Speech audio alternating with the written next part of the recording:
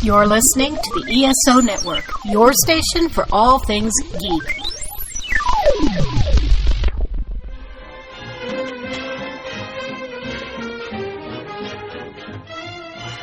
Hello, world, and welcome to Tales from Hollywoodland, a veritable feast of movies, television, Broadway, showbiz stories, and even a little bit of news and gossip with Julian Schlossberg, Arthur E. Friedman, and Stephen J. Rubin. Today, we're looking at our favorite movie guilty pleasures. And now, here's Steve. Hi, everybody. This is going to be a fun topic for us because when you see as many movies as we do, there's always going to be titles that we adore and nobody else does pretty much. Or simply, we have a connection to them because of something perhaps in our youth. And I'm going to start off the bat, and I'm going to mention a movie that probably nobody has ever heard of, but I saw it when I was 7 years old, and it's called The Littlest Hobo.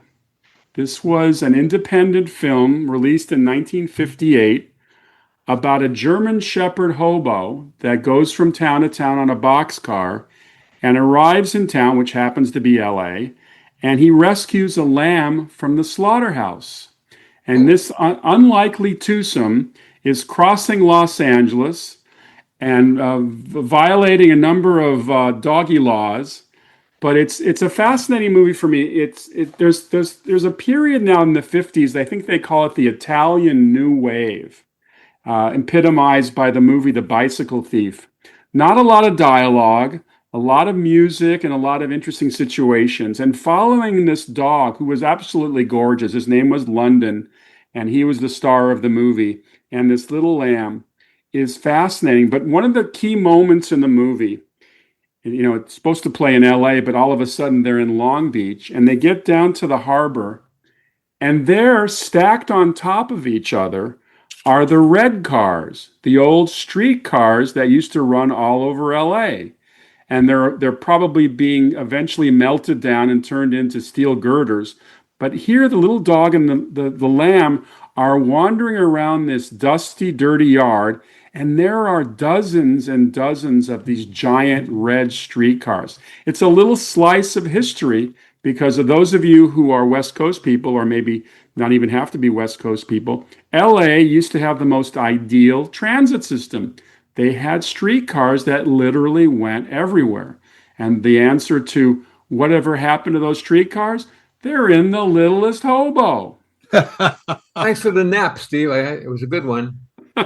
Did you just say thanks for the nap, Arthur? Come on. This has a very cute movie. It has an adorable little musical story. I understand. But you did say this is a dog and a lamb, right? A dog and a lamb. And it inspired a Canadian television series that ran later on in life. So that's one of my guilty pleasures. I'm going to turn it over to Mike. Mike, why don't you jump in? Sure. Put down one of your pictures. Oh, one of my guilty pleasures is a movie from the early 60s. We all know very, very well, but it's whenever I'm feeling depressed, whenever I'm feeling down, I put this movie on and it brightens my day. Of course, it's a mad, mad, mad world. It's just one of the most amazing films ever made. And probably a guilty pleasure, though, Mike. Oh, it's truly a guilty pleasure. It's one of those movies I love watching. Just, it could be 3:00 in the morning. I'll watch it. But it's a hugely successful film. Oh, of course, but it doesn't have to be a cult film or something. Yeah, all right. It's one of my guilty pleasures. And it's also interesting because I think the greatest film actor that ever lived was Spencer Tracy, and that's the only time I ever looked at Spencer Tracy, and I love the film too, Mike, that I thought, oh, this is not good. This is not good. Everything else was great, but that whole bit with him and his wife leaving and his kid, it just didn't work. Everything else in that movie, Jonathan Winters, and oh my God, he's the funniest everybody else in that movie. I agree completely. The whole thing with Culpepper and his wife, it was Selma Diamond and her voice over the phone, and the whole thing with the daughter. It was just, it's so out there. Yeah. exactly. But I mean, you got to light a candle to Stanley Kramer. If you tried to put a cast like this today, it would cost $1 trillion. I mean, essentially, And you he have to had. light a candle to him because of the movies this man made. I mean, Oh, sure. High Noon and Judgment at Nuremberg and Guess Who's Coming to Dinner. He was breaking boundaries. He was doing incredible work. I did 3 hours with him. I did 2 shows with him on my radio show. And one day I should send it to you guys, or maybe we'll play it. Oh, no, it'd be great. What did he say about assembling that cast? What was his modus operandi? He wanted to change his image. He was known as a very serious filmmaker. As I mentioned, Guess Who's Coming in, High Noon, Judgment Nuremberg. He wanted to have some fun. And he had a great relationship with Spencer Tracy. Think of that. He did Judgment at Nuremberg with him and Guess Who's Coming to Dinner with him. So, once he had Tracy, he could get the movie made. And then he went out and got every single comic. I forgot who turned him down. Very few. Somebody did. Oh, I'll look it up. And I do know that Stan Laurel turned him down because he thought he was too old to be funny. He was too old. Yes. You're very good, Mike. Very good. That was it. Yep. But you got the old stooges. They didn't say much, but they're standing there on the airport with their fire hose. They did, and they knew how to hold that hose. The sequence where Mickey Rooney and Buddy Hackett are flying this airplane. Oh my God! They don't know how to fly. With Jim Backus in the back. Jim Backus has been knocked out, and that's where he got his slogan. It's the only way to fly. You know? I think that Stanley Kramer. I've heard him talk about wanting to make the greatest comedy of all time, and what he did was he made one of the greatest entertaining movies of all time. The movie was sheer entertainment, whether you laughed or not. It was just totally entertaining and just enjoyable. How could you not enjoy it? I laughed at slapstick that I never thought I'd laugh at, like breaking up that gas station of Arnold Stang and Marvin Kaplan that Jonathan Winters does. Oh, that was such a great scene. And because Phil Silvers said he was an escaped mental patient. And Phil Silvers played such a skank. Also, Jonathan Winters driving the truck, being at the back and cursing and screaming. Or Dick Shawn. Trying to leave the big boy behind, huh? I'm coming, Mama. To me, one of the funniest scenes little things in that movie is when Milton Berle goes to hit Terry Thomas and their fists collide. Oh, that is so awesome. A little piece of business like that. And then you've got Dick Shawn, whose mother is Ethel Merman. Mama, I'm coming to get you. I'm coming to get you. Getting you, Mama. I'm coming, Mama. I'm coming to get you. I'm coming to get you. Or then you had Sid Caesar locked in the basement of the hardware store and lighting all the fireworks. Edie Adams, yeah. With the sexy Edie Adams. Oh, she was beautiful. Showing those beautiful legs. Yes. Anyhow, sure. I have a movie that I bet you guys may have seen. Starred Tony Shalhoub and Stanley Tucci. Oh, Big Night. Big Night. Love that movie. They play two brothers. They're in competition with another restaurant. They're hoping to get this incredible evening, and they've got Ian Holm, one of the best character actors from England. And it was a terrific film. Isabella Rossellini, Minnie Driver. And it was directed by Stanley and Campbell Scott, George C. Scott's son. You cannot watch that film hungry because you will have so many cravings. So that was called The Big what? Big Night. The Big Night. One of mine is called The Big Picture, which is a little movie. I'm a huge fan of Marty Short, and Marty Short seals this movie as the agent. Anybody who's seen this movie, it's hysterical. Yeah, it's part of the business. Maybe you have to be in it. I don't know, but there's stuff in this movie that's fantastic. Kevin Bacon plays a young filmmaker coming to Hollywood. Mm-hmm. At that time, I had gone to Jerry Lewis to get the rights to make the movie remake of The Errand Boy. which was about Jerry played a goofy character named Morty Tashman who completely disrupts a movie lot in 1961. So we sold it, and the producers who I was working with, who I won't name them, but I was just kind of baggage. I wasn't the main producer, and they kept coming up with these screenplays that sound like they were remakes of The Big Picture. They wanted to make Morty Tashman a young, intelligent filmmaker who comes to the studio. I said, guys, they already made that movie. It's called The Big Picture. I mean, the whole idea was to turn somebody like a Jerry Lewis today loose on a movie lot. And Did you get with Jerry Lewis personally? I actually had. How did you do that? How did you get through to Jerry? I got to his attorney. I had a little bit of clout at the moment because I had just sold Combat as a movie, although the movie was never made. So I had a little bit of clout. I got to his attorney, and I was working at Showtime at the time, and I get a message from my secretary saying Jerry Lewis called. And it said Louis, like Joe Louis. And I said that, but it had a Las Vegas prefix 702. So I called back, and I'm talking to Jerry Lewis. And Arthur, there are times in your life when you're floating above your desk. You actually don't feel your feet on the ground. My 40 seconds on the phone with Jerry Lewis was just like that. Did he give you any Jerry Lewis, or was it he said, "No, I don't want this pedaled. I don't want my stuff pedaled." He was like talking in that high-pitched voice, and the only reason I think I had a little advantage is both of our agents were at William Morris, so there was a little inside there. But it never got made, and I remember The Big Picture. They kept on wanting to remake The Big Picture. That is awesome. It didn't have the greatest reputation as a human being. No. Being kind. But he sure raised a lot of money for muscular dystrophy. But we do know that he did very well in France. He's a genius in France. Do you know that Jerry Lewis invented video assist? Yes. Yeah.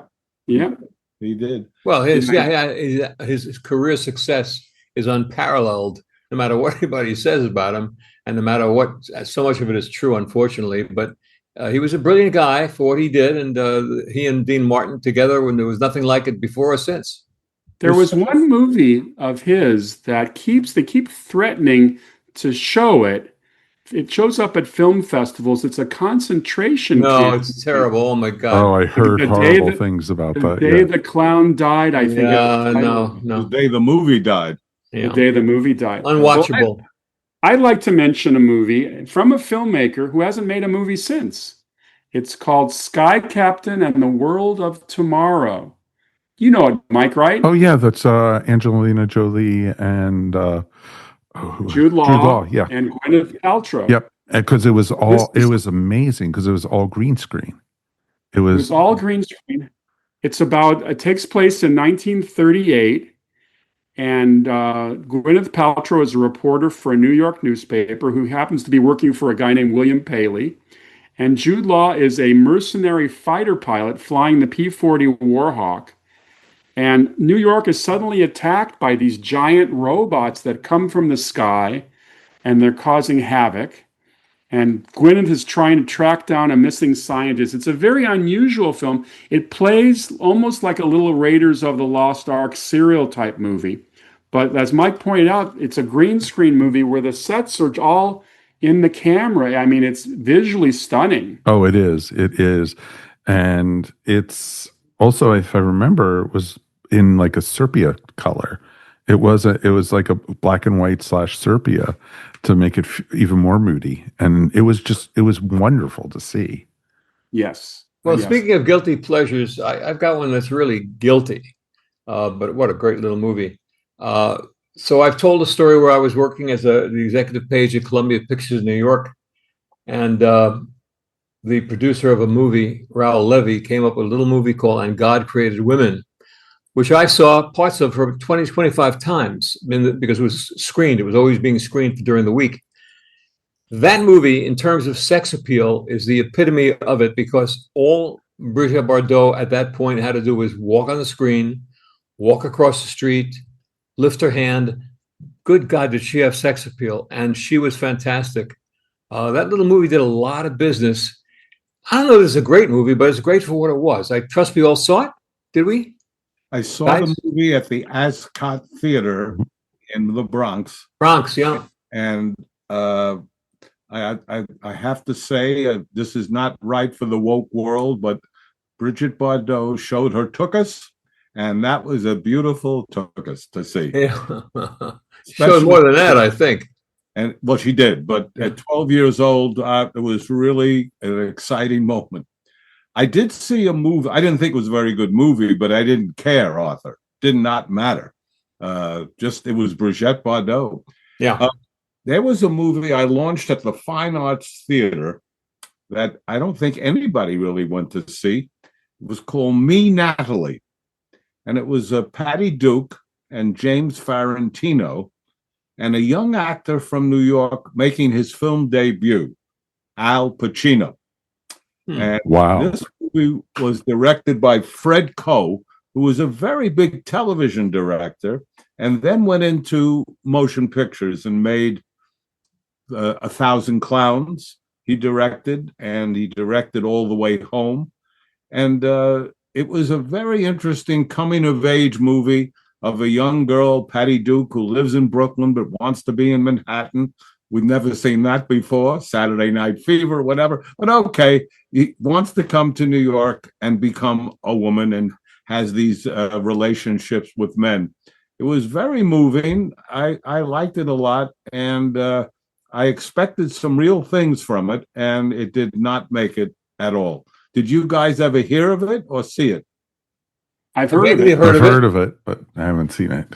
Okay. And I think that I maybe misconstrued, but I thought the concept of a guilty pleasure would be something that's kind of like an obscure movie that we liked ourselves. I have several examples of that. Wouldn't that qualify? Well, Me, Natalie sounds definitely obscure. Absolutely. Yeah. Mm-hmm. But I have a picture that was a great movie to me, and it just never really did it, but it was called The Counterfeit Traitor with Bill Holden and Lily Palmer. Outstanding film. Little movie.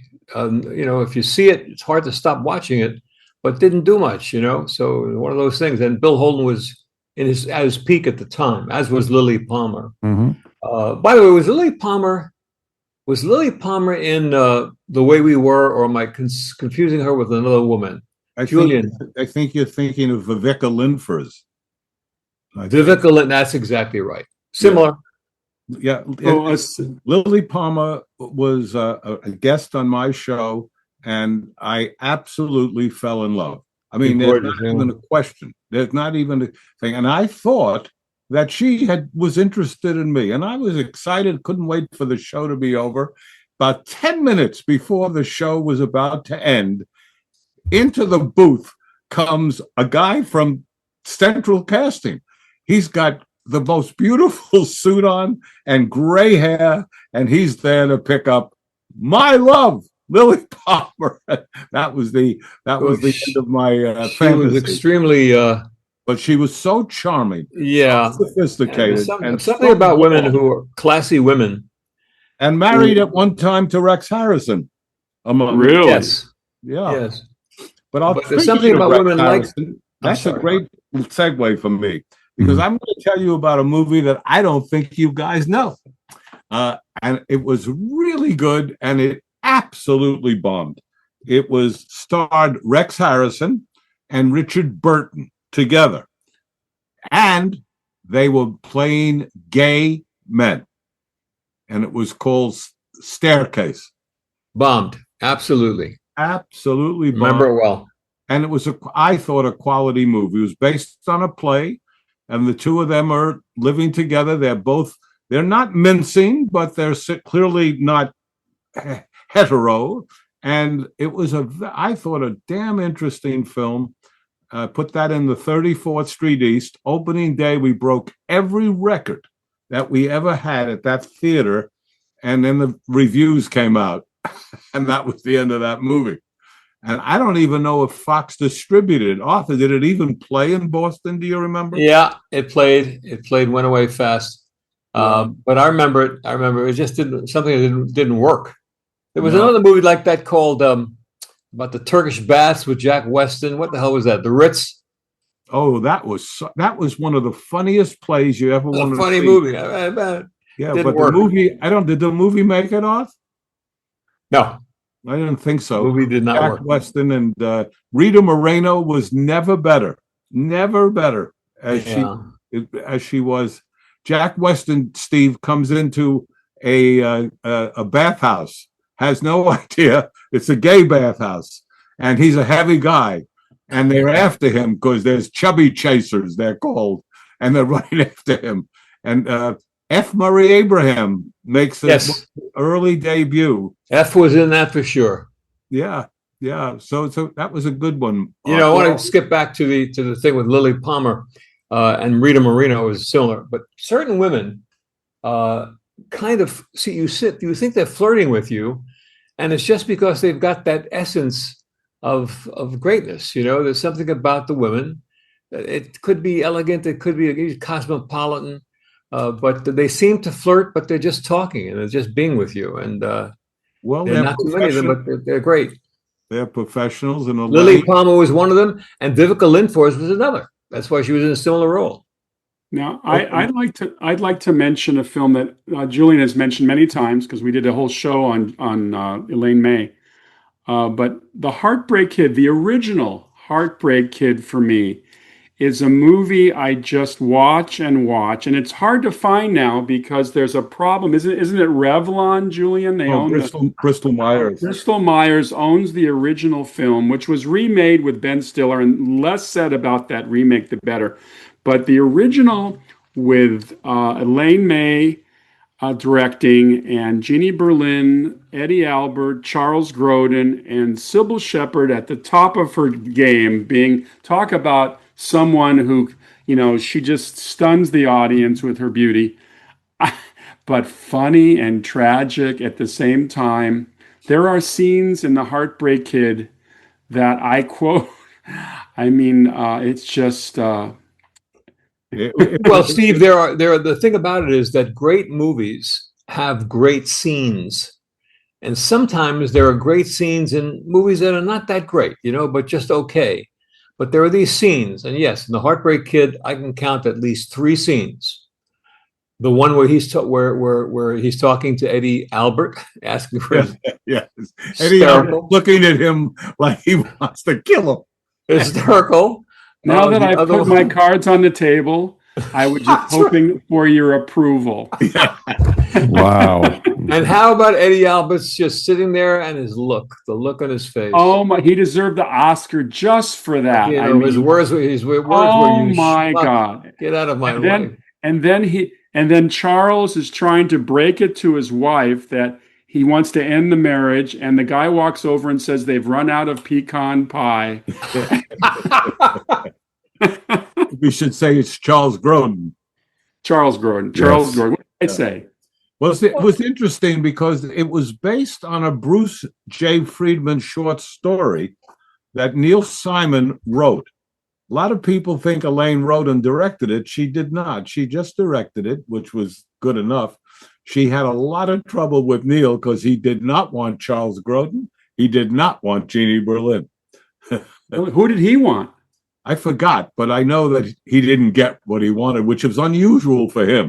At that time, he could do almost anything. And by the way, Neil Simon had in his contract, the only screenwriter that I know of that you could not change a word without his okay. Now, in the movie business, all of us know the writer is by far the least important.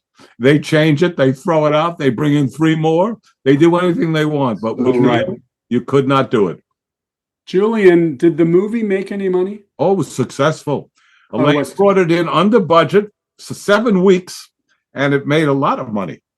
It's a very funny movie. And by the way, those of you who are listening who have never watched The Heartbreak Kid. It'll be tough. You might be able to find it on YouTube, but the remake with Ben Stiller was just so uninspired. In fact, Julian tells the story of Ben Stiller bumping into Elaine May and apologizing for the. We were in the restaurant, Steve, and give him this. He went down on his knees in front of her in the restaurant and said, "I'm so sorry. I'm so sorry. I made a mistake. I made a mistake." It was so really was so. Steve, in The Heartbreak Kid, the scene where she tells him they're sitting in the log cabin or something in a winter place, and she says, "I'd like to play a game with you." Do you know the dialogue between that scene, which ends up with him saying, "It's my favorite game"? She says, "You get on that side, I get on this side. We take off our clothes." Charles plays Lenny Cantrell, who is he's really an obnoxious guy, and he just falls head over heels for her on his honeymoon. And they eventually go to Minnesota, or I should say, he goes to Minnesota to pursue her. And they end up in a cabin where she says, "We can take all of our clothes off." And he says, "Terrific." And then she says, we can't touch each other, though. We can walk toward each other, but we can't touch each other. And then he has the line he just said, Arthur. My favorite game. My favorite game. He was perfect in that film. Yeah. There's a scene in that movie in Minnesota at the university where Chuck Broden is interviewing some of these young men, talking to them, and this was absolutely improvised. It was not written. Well, he's posing as a federal narcotics agent. That's right, and he's not only doing that, but the kids are real kids. This is all happening. The camera was kind of hidden. It was really interesting. Oh, that's funny. Well, another film that I think is a very unusual film. After Steve McQueen made The Great Escape, which was pretty much a star-making vehicle, building on his success in The Magnificent Seven, he gets involved in, I believe Ralph Nelson was the director, a movie called Soldier in the Rain with Jackie Gleason and Tuesday Well, Tony Bill. And it's a really very interesting movie about the peacetime army. Steve plays a character who's a supply sergeant on an army base who's completely enthralled with his best friend, played by Jackie Gleason, who's like a master sergeant. He's got it's the hot summer, and Jackie Gleason has an air conditioner in his office, and Steve just goes in there to find solace. And it's just a sweet movie that I do not think was very successful. It was based, by the way, on a William Goldman novel. Yes, and he may have written the screenplay as well. He might have as well. And there was a movie that Blake Edwards made amongst many, many hits that was not a hit, but had certain scenes in it that were hysterical. The name of the movie was What Did You Do in the War, Daddy? And I told Blake this story, which is a true story. I was at the time the branch manager of United Artists in New Haven, and we screened the movie, and there were like 6, 7 guys, in the screening room watching What Did You Do in the War, Daddy? Which was destined to do no business, and it didn't do any business. Forgetting what it was about, there's a scene where Harry Morgan, the actor Harry Morgan, gets caught in the catacombs of this Italian little city where there's wine bar or whatever, and he keeps going. He keeps cutting back to Harry Morgan walking through these catacombs and being lost, and it's funny stuff. But one of the exhibitors in the room, a guy named Lenny Sampson, rest in peace, Lenny, got so hysterical that we had to take him to the hospital. He couldn't stop laughing. We almost saw a man who died from laughing. He couldn't catch his breath. And I told that, Blake said, in all my years, with all the movies that have been mentioned to me, I'd never heard a story about What Do You Do in the War, Daddy? He loved the story. The guy almost died.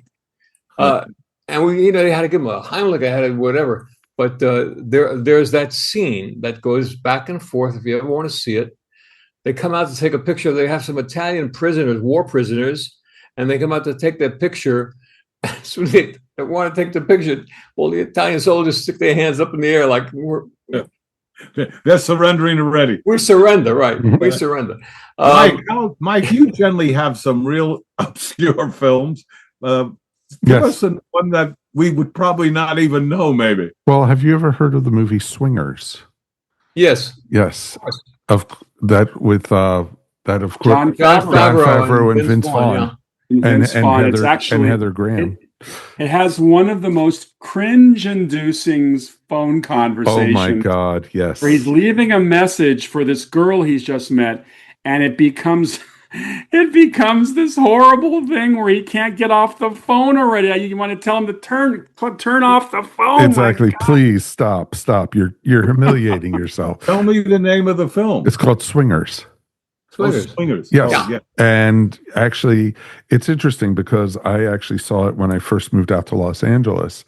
And I actually went to the Brown Derby, and that's where I learned how to do swing dancing and everything, because that's what it's based off of. Mike, when did you move to LA? I was in LA late 90s. And where'd you live? I lived in Woodland Hills, and then I also lived over down in Newport Beach. Well, the Valley to Newport Beach. Wow. Yeah. Well, John Wayne territory. We've talked about this movie, but we know it didn't do business at all, and it is a great movie and a movie that stands up called Ace in the Hole. Oh, yeah. Also known as The Big Carnival. Carnival. They tried that for television, but Ace in the Hole was the theatrical release, and it's a movie that talks about today.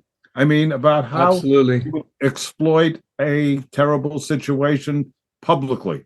And it's a great film. And go ahead, Billy Wilder's cynical period where, oh my God, coming after he did Sunset Boulevard, it is for those of you who don't know the movie, Kirk Douglas playing his very edgy best as a newspaper man in a desert town that hears there's been a mine collapse and a guy is stuck in this mine shaft, and he wants to draw it out as long as possible so he can get a big story in the national papers. And Kirk Douglas has played a lot of despicable characters over the years, but this is the crowning achievement. But for what it is, for what that subject matter is, that is one of the greatest movies ever made.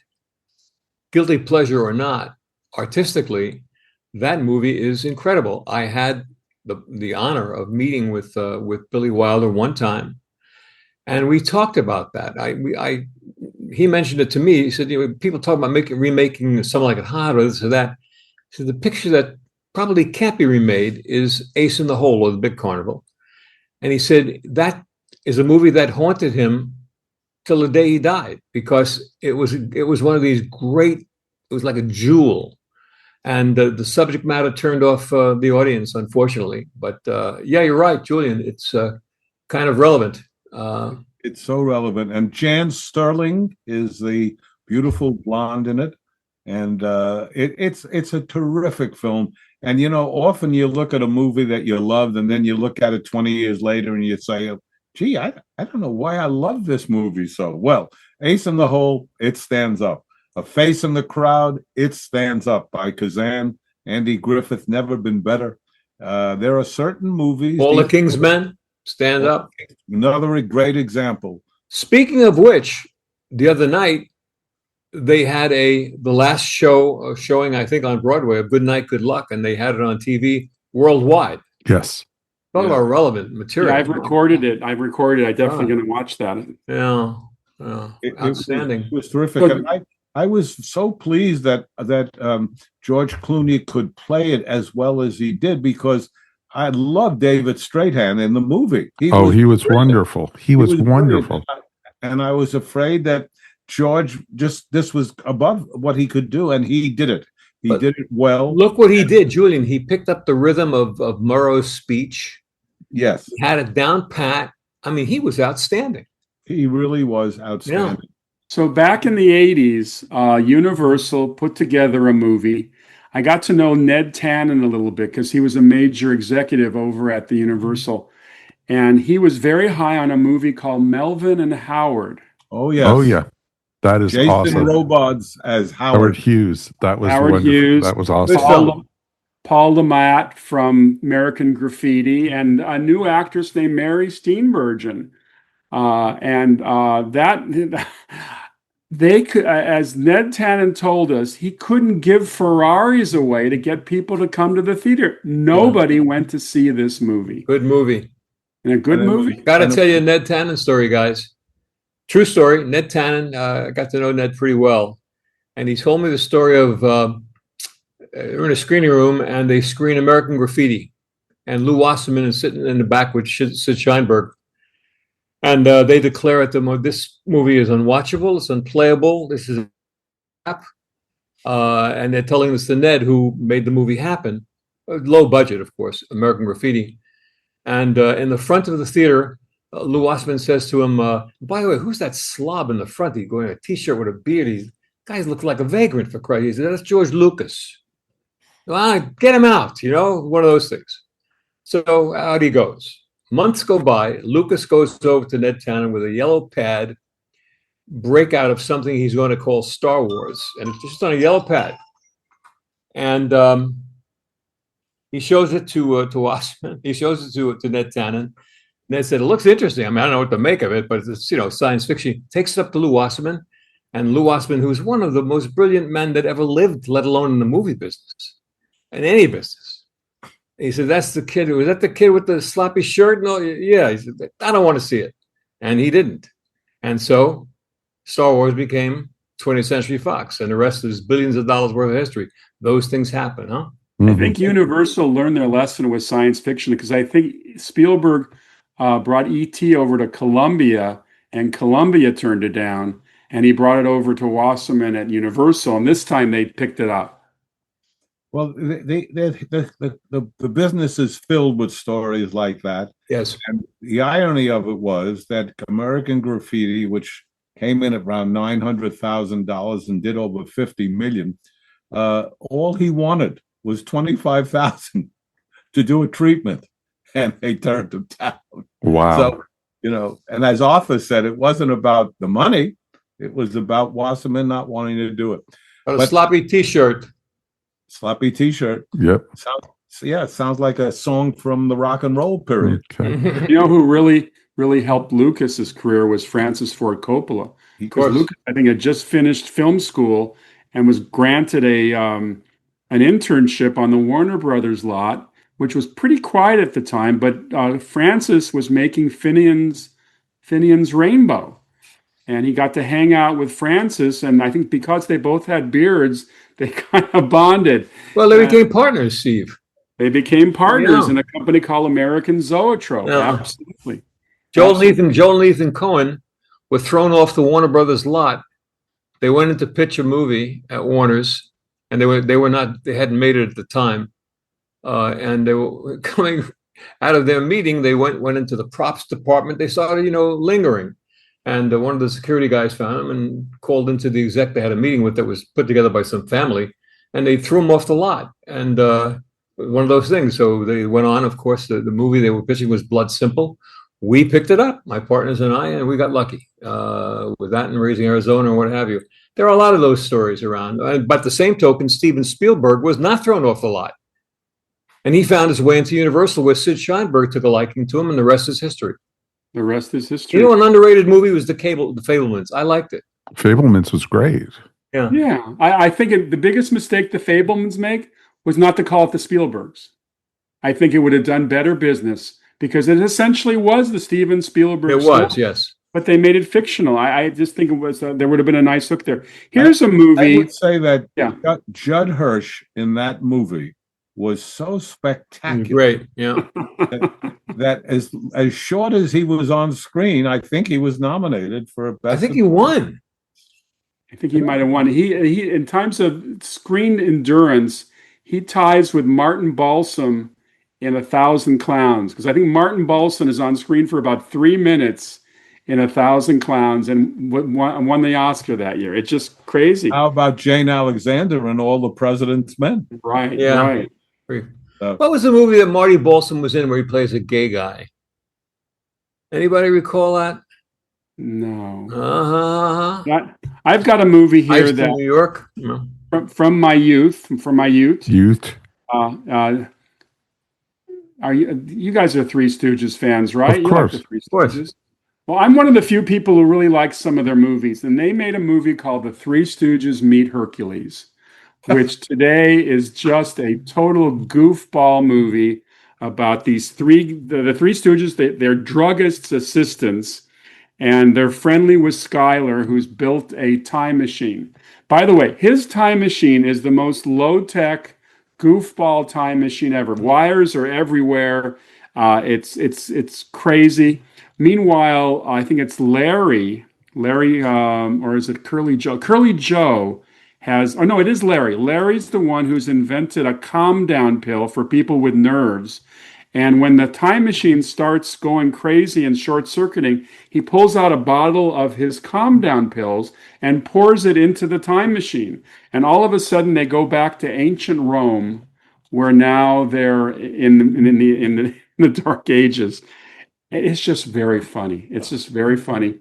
There's a sequence, obviously, this was made in 62, 3 years after Ben-Hur. There's a sequence where Skylar, who's kind of he's a tall kind of wimp guy, but he starts to row the boat because they're captured and they're made galley slaves, kind of like the Ben-Hur. And he starts to develop his muscles. And he's becoming almost like a Hercules character. In fact, at one point, the whole rowing team is on one side and Skylar is alone on the other. And it's very funny. Just seeing the Three Stooges with beards as galley slaves is worth the price of admission. Plus the fact in the titles for this movie, it does have the line, filmed in glorious black and white. Mm-hmm. Nyuk, nyuk, nyuk. Oh, are we the same people talking about Ace in the Hole and the Three Stooges? Pound for pound, the Three Stooges movies were some of the most profitable movies ever made. Absolutely. They're made for bagels and lox, and they're still running. Mm-hmm. Absolutely. Okay, your turn, Mike. Pick one of your favorites. One of my favorites is a movie that wasn't that long ago. It was actually 2019. It's called Stan and Ollie. It was about Laurel and Hardy. And it was their trip to England. Yes. And it was wonderful because they were getting towards the end of their careers at this time. And it was just fascinating.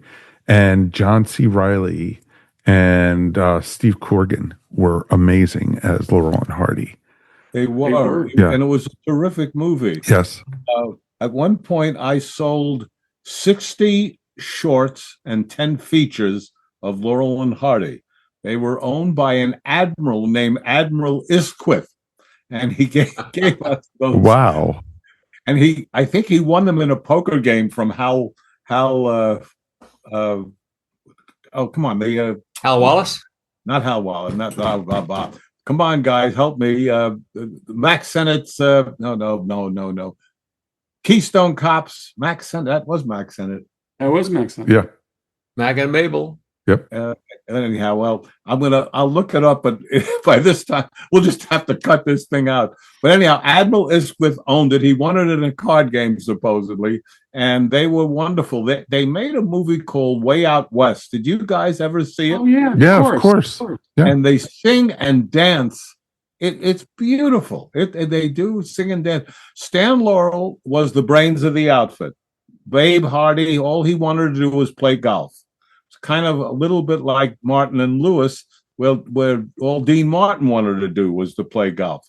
And but Stan came up with all the ideas and all the comic things, and he said a very interesting thing. When you watch the Laurel and Hardy now, there are pauses that are pregnant, but he did that purposely because he knew where the laughs were, and he wanted the people to hear the dialogue. So he would have he and Ollie stop and not do anything. And now it looks like there's pauses, but they weren't. They were for the laughs. That's awesome. Yeah. An obscure little movie that I loved and can watch anytime, where there's maybe 5 to 7 minutes of film that I would rate as funny as anything you'll ever see on film. It was called Operation Mad Ball.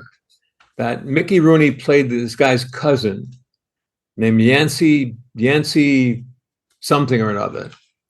But I would say to you, if you ever want to watch Operation Mad Ball and you need a laugh, there's about 5 to 7 minutes of film where Mickey Rooney will absolutely have tears rolling down your eyes.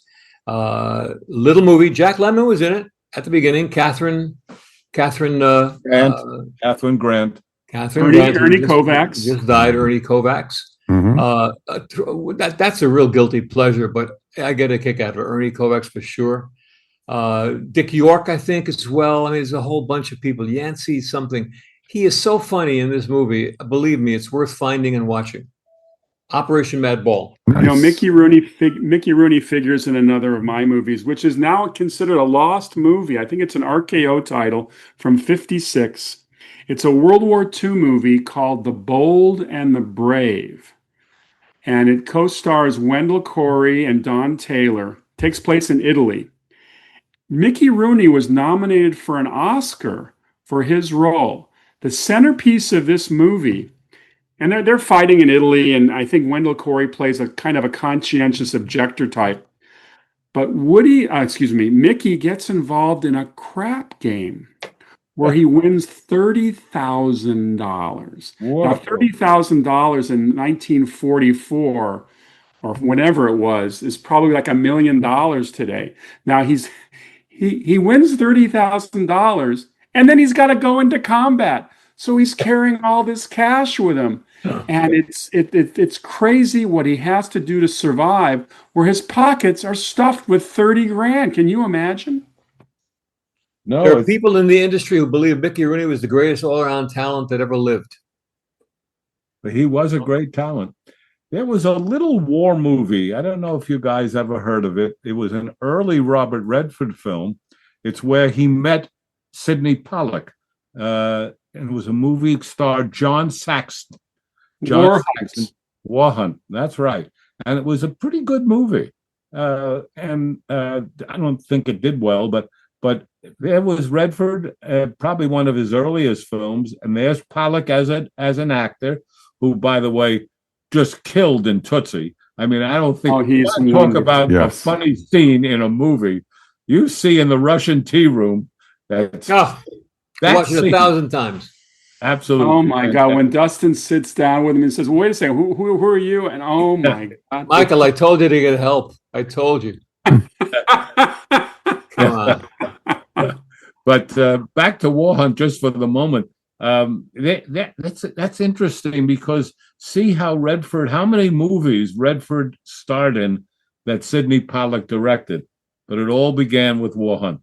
Out of Africa, where we were. 3 Days of the Condor. Mm-hmm. Yeah, Condor. What a great movie that is. Yeah. Oh my God. Oh, that's fantastic film. You know, I gotta say something, guys. Watching the Tonys last night, I couldn't help but think, and I'm not knocking it, it's just, I guess it's contemporary stuff. I couldn't help but think of all of these great shows from the past, the South Pacifics, the Gypsies, the great shows that have evolved out of the past in theater. The same thing is true of movies. Whatever the hell I'm looking at these days, I don't know that I'm blind or what, but you think of the 3 Days of the Condor. You haven't seen a movie like that in God knows how long, since 3 Days of the Condor. Or Tootsie. Have you seen a movie like Tootsie? The quality, the comedy of it in all of these years. And there's so many more of those kind of films that it's just not there anymore. I'm not complaining. I'm just making a statement. I'm complaining. I'll complain. Yeah. No, I actually... And I'll have to hear it from you guys. Okay, let's go. I have a theory that fun movies like that are in short supply. Yeah. Yes, we're getting a lot of science fiction adventure films, and they're all over the place. But fun movies like Tootsie and Condor, my goodness, we could use more of those. Great movies, great stories. Now, I'm a big time travel fan. I love movies involving time travel. Obviously, Back to the Future is an all-time favorite. But in 1956, the same year, by the way, that Bold and the Brave was not drawing big audiences, Rod Taylor, a young Rod Taylor, who had come over from Australia, did a film called World Without End, which stars, I think it's Hugh Marlowe, and it's about a group of space travelers they're one of the first American space voyages, early NASA, and they end up going through some kind of event that makes them go super fast, and they end up in the 23rd century. And Earth has been devastated by nuclear war, and then they find their way into these caverns where these humans have survived, And by the way, all the women wear short dresses wearing high heels. So even the 23rd century, the women are absolutely gorgeous. Of course, outside are these mutations, these woolly guys. And Rod Taylor plays one of the guys. And I have to say, when the spaceship goes into this fast moving time where they didn't have a lot of money for special effects back then. So it's obviously a little model wobbling. And I'm watching this, and I'm saying, this is pretty pathetic. But the acting is fun, and it's definitely a guilty pleasure. You ever see Rocket Ship XM? Yes. Was it Ava Gabor? I think, no, Zsa Zsa is in Queen of Outer Space. The Queen of Outer Space. The Queen of Outer Space, definitely. But speaking of that kind of film, John Carpenter made a movie with Jeff Bridges and Karen Allen, remember, called Starman. Oh, yeah. And that was a really interesting film, but supposed to be a big hit, Julian. Didn't work. Did not work. They were so excited about it, and I thought it was really good. Another one of those was Inner Space. Came out it's going to be huge. It's going to be huge, and it didn't work with it. I think that was Spielberg. Yeah. Inner Space. No. It was Joe Dante, I think. But that was Marty Short. And Marty Short. Yeah. And Dennis Quaid, who's a fine actor and has done a lot of interesting work over the years, had a run where he couldn't open a movie to save his life. Right. And that was one of the movies. It was including Great Balls of Fire. Yeah. Great Balls of Fire didn't work. No, it's true. It's true. I thought it was a good movie. I really liked it. Yeah. Good special effects too. Winona Ryder was in that, right? Mm-hmm. Yes. Yes. Another movie I like, and I'm a big Kevin Smith fan, and I'm friends with him. I've met him once or twice and in person, but I've talked to him multiple times and such. One of my favorite movies from him, though, is actually just been re-released, actually, because he got the rights back from Harvey Weinstein. And I'm talking about Dogma, which is such an amazing film. What is that movie about, Mike? It's a satire on religion, and especially against the Catholic Church, and basically about two fallen angels played by Matt Damon and Ben Affleck. And basically, they're trying to get back into heaven, and they found a loophole. But if they get into heaven, it'll destroy Earth and all reality. And so it's basically, you have Alan Rickman in it. You have, of course, Salma Hayek, Chris Rock, and it's just a wonderful, wonderful film. That's some cast. Yeah. Holy cow. Yeah, it was an amazing cast, and it was just really, really well done. And Alanis Morissette, of all people, played God, which was awesome. So what happened to the movie? Did it die? No, it was one of his more popular films, but it also had protests from the church. And in one of the protests, Kevin Smith was standing there protesting his own movie just to get on TV. And so it was pretty awesome. But it got held up because it was a Miramax film, and Harvey Weinstein owned the rights to it, and he wouldn't let Kevin get the film back. But the title again is Dogma? Dogma. Uh-huh. And definitely would recommend it. It's, some trash humor, but it's a great story. And, if you've ever seen a Kevin Smith movie, it's a lot of poop and shit jokes and stuff like that. But, it's fun, and it's a great, great movie, and it has an amazing cast. Even George Carlin is in this movie. And so, well, speaking of Matt Damon, I have to say one of the more interesting movies, which is now quietly 8 years ago, is a movie called Downsizing. Yeah. And Matt Damon plays a guy. This is at a time when there's worldwide food shortages. Everybody's talking about the lack of housing, blah, blah. And the scientist comes up with the idea of reducing people to the size of a peanut. And thousands of them can live in a great housing development that's about the size of your garage. And he indeed decides to shrink down. And it's a very interesting, I think the the director of Election. Do you remember who that is, Mike? Do you know who that director is? Oh, yeah. Alexander Payne. Yeah. Alexander Payne. Yes. Makes a terrific commentary on life today on our planet, but the effects are fascinating. It absolutely fascinating. It's done very serious. Mm-hmm. I mean, it's there's some really fun images in it, but it's it's a good cast.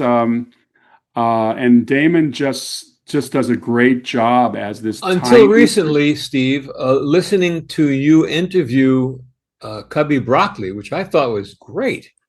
Hey guys, heads up! Steve did an interview years ago in the 1970s with Albert Cubby Broccoli. He's got it on. It sounds like I hope you can clean that up one of these days. It's a little bit, kind of. Well, it is rough because I recorded on a little cassette player in 1977. Yeah. But it's a great interview. And Cubby Broccoli is relaxed and he's talking. I remember him from years and years ago.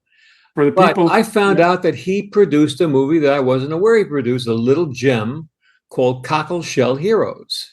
Yes. Mm-hmm. That's one of these kind of movies.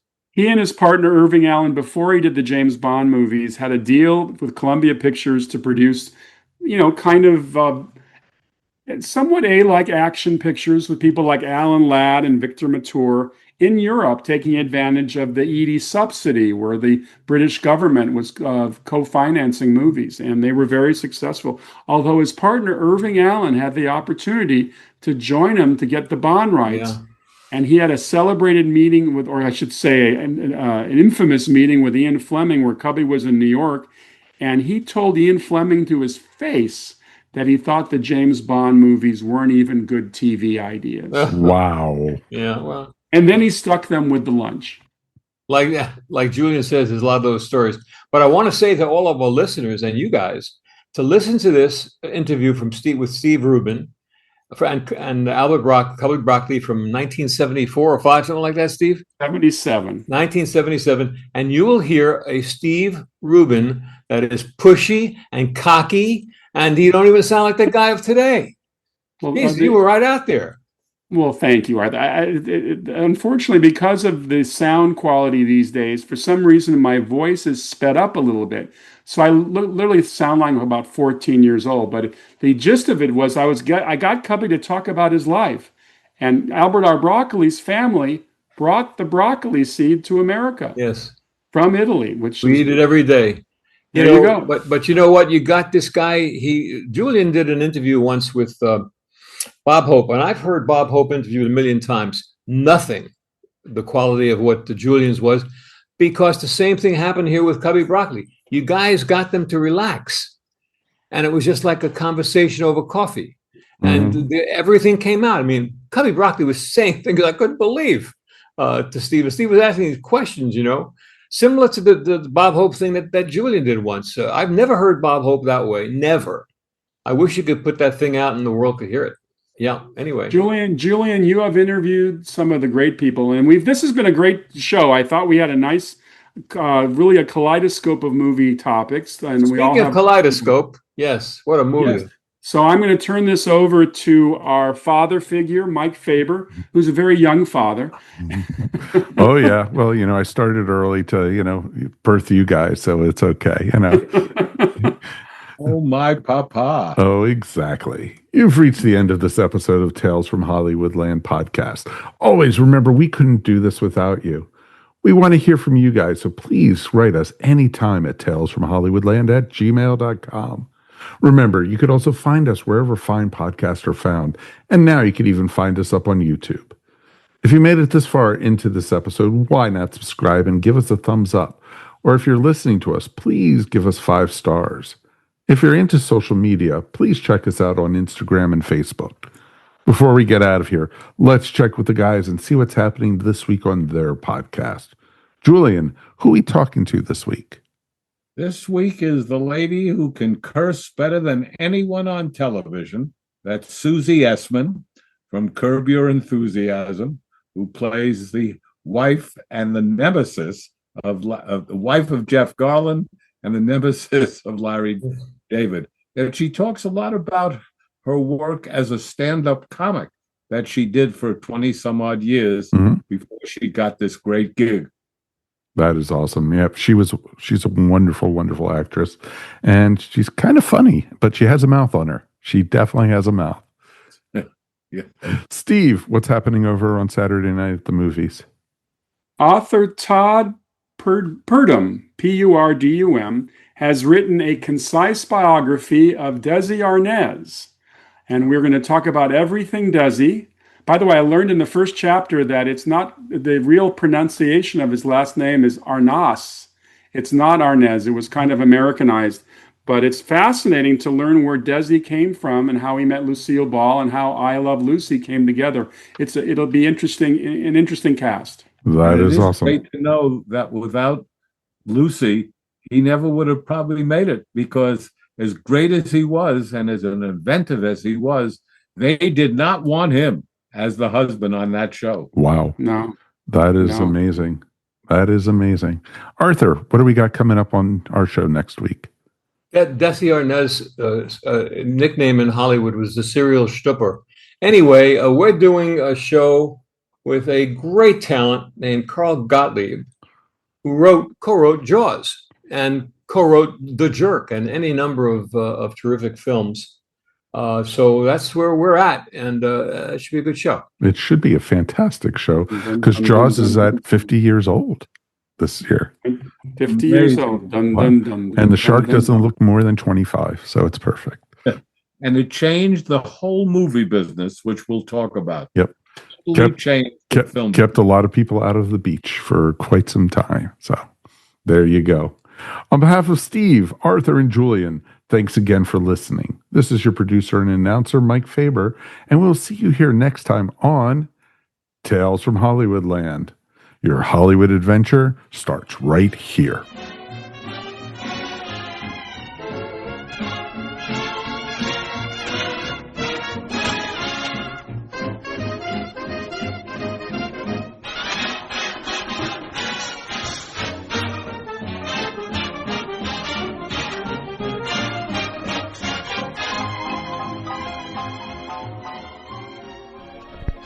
And welcome to the place where all the nerds go, to the Cigar Nerds Podcast, where pulp culture and cigars collide. From comics to movies and everything in between, we've got you covered. We've got the smokes, we've got the stories, let the laughter flow. Dive into the madness of the Cigar Nerd Podcast at cigarnerdpodcast.com and at Cigar Nerd Podcast on YouTube. See you there. This has been a broadcast of the ESO Network. Be part of the crew and help support our shows by donating to our ESO Patreon or by shopping at the TeePublic store, which can all be found at www.esonetwork.com. The ESO Network, your station for all things geek.